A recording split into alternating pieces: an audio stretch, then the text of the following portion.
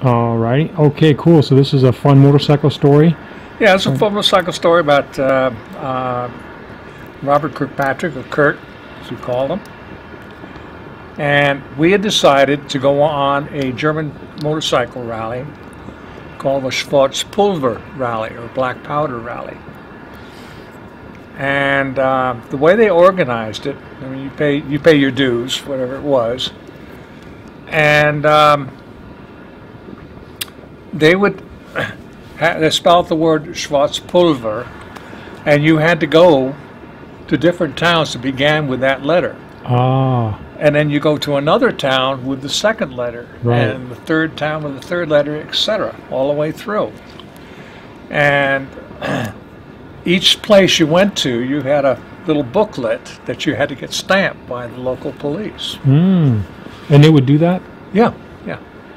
I guess again, you know, it was the towns were pretty well notified, and Germans like stamps anyway, so.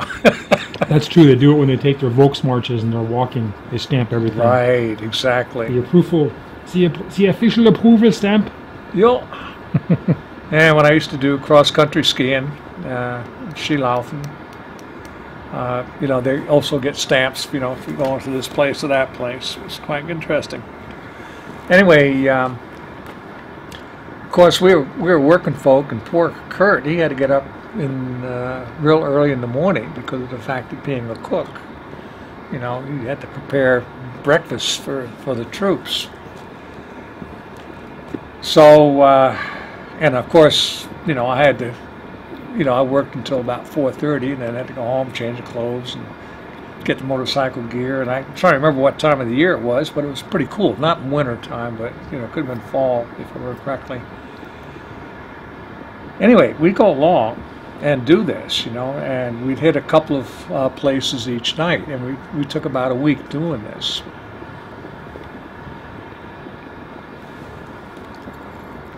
But we'd go along the Autobahn sometimes. I can remember one night going along the Autobahn, and I'm following Kurt, and all of a sudden his bike is starting to weave.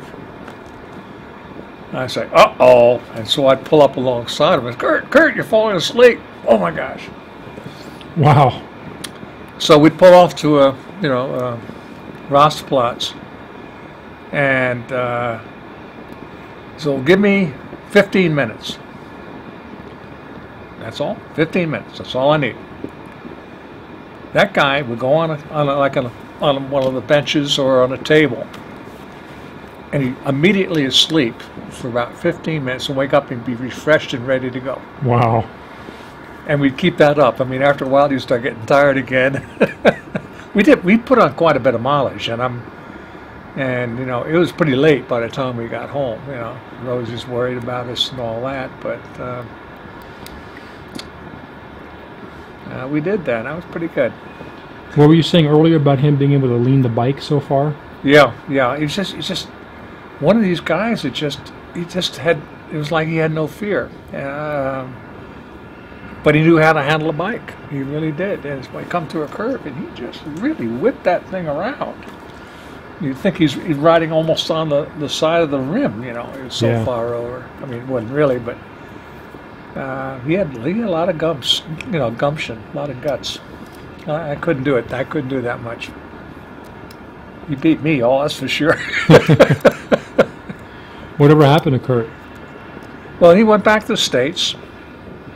And it was believe it or not, when I was living up there in Utah, where I got hold of him again. Really? Yeah, he was I didn't know that. yeah, he's on the East Coast on, where was he now? Georgia, I think. Okay. Around there. And we had tried to make plans to meet somewhere, but it never bore fruit. It was just too far away, I think, for both of us. So, but we talked for a while, with a couple of emails back and forth, and that was it. Cool. So, I have no idea now what's happened to him. Neat.